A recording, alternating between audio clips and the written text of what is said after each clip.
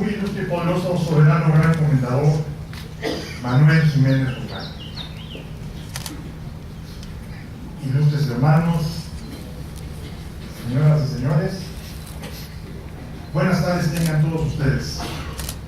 En nombre de la familia Juárez, quiero agradecer la invitación del Supremo Consejo de México a este homenaje que conmemora el 141 aniversario del fallecimiento del presidente de México, licenciado Benito Pablo Juárez García. Hablar de Benito Juárez y de la importancia de su legado siempre es importante, pero para sus descendientes, que ya van hasta en una séptima generación, además de ser un gran orgullo, pues la verdad es un gran compromiso. El hombre que hoy recordamos con grandes estatuas de mármol o de bronce en jardines y plazas de todo México, y no nada más de todo México, sino también de las principales capitales del mundo. Bueno,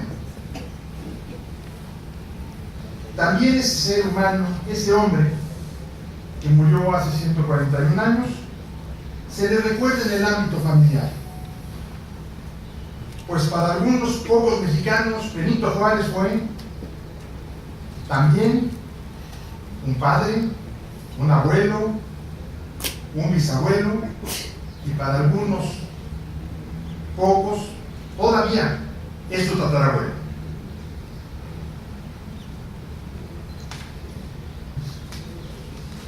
En las comidas y reuniones familiares de sus muchos descendientes, desde aquel ya lejano 18 de julio de 1872 y hasta hoy en día, generación tras generación, se platican los pasajes y recuerdos familiares de aquel hombre, que además de héroe, además de libertador y de máximo ejemplo de hombre universal, fue también el patriarca de una familia mexicana como las hay muchas.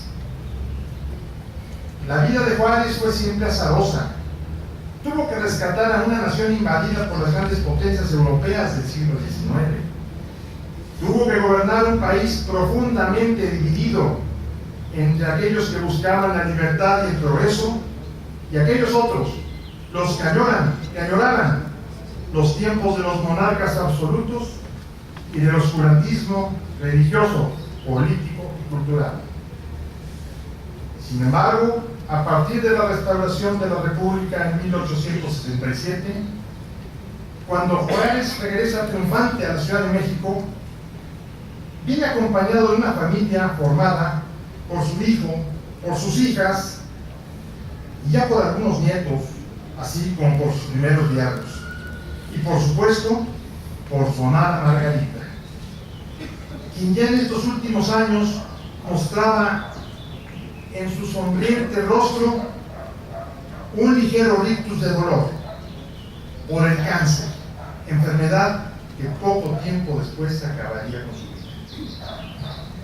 A pesar de los grandes problemas nacionales, de las traiciones de sus antiguos aliados y de las conspiraciones que rumiaban aún sus conocidos enemigos desde sus oscuras sacristías, Benito Juárez, una vez restablecida la República, y quizás por primera vez en su vida, podía reunirse con toda su familia una tarde de domingo, para gozar de la compañía de familiares y amigos, y de las risas y travesuras de alguna de sus nietas.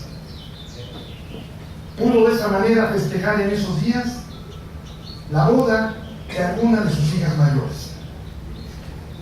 Este Juárez maduro, que peinaba quizás unas pocas canas en su negrísimo cabello, era ya un verdadero patriarca, y si bien su moreno rostro estaba surcado por las arrugas y señas del paso del tiempo, que tantas preocupaciones y tantas batallas le habían ocasionado, pero también, por otro lado, con esa madurez reflejaba la serenidad majestuosa del hombre que ha cumplido con su deber en la vida, que ha triunfado a lograr la segunda independencia de la patria.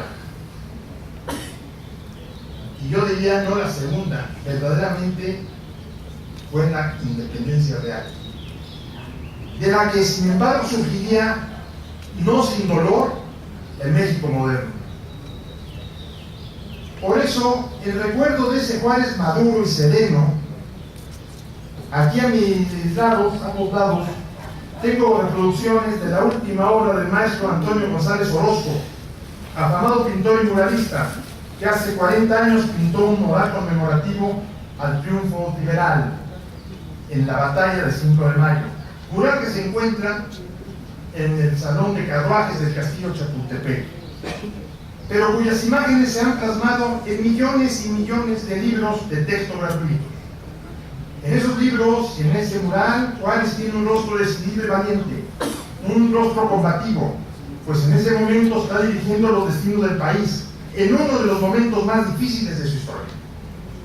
Ahora, el artista imprime al rostro de don Benito Juárez la mirada serena y augusta de quien, entre comillas, ha cumplido con su deber y de quien hizo lo que tenía que hacer, el hombre que triunfó con la razón, la ley y la justicia en la mano.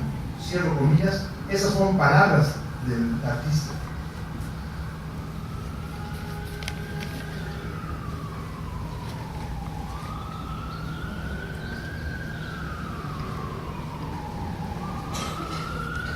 Por último, y a continuación, leeré con la venia de todos ustedes, si me lo permiten, un diálogo imaginario entre don Pedro Santacilia, yerno y secretario personal de Juárez, y su pequeña hija, cuando éste regresaba a casa después de los funerales de Estado.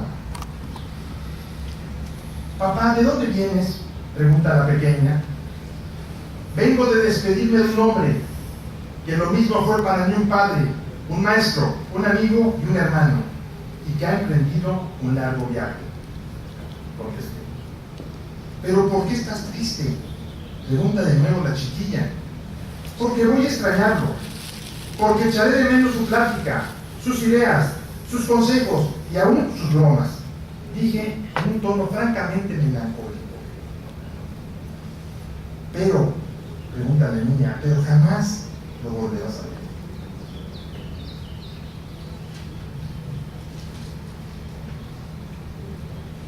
Yo espero quizás poder visitar un día en ese lugar donde moran los sabios, los justos y los valientes, como Juárez fue. Al menos eso quisiera yo, dije con una voz que más parecía un murmullo.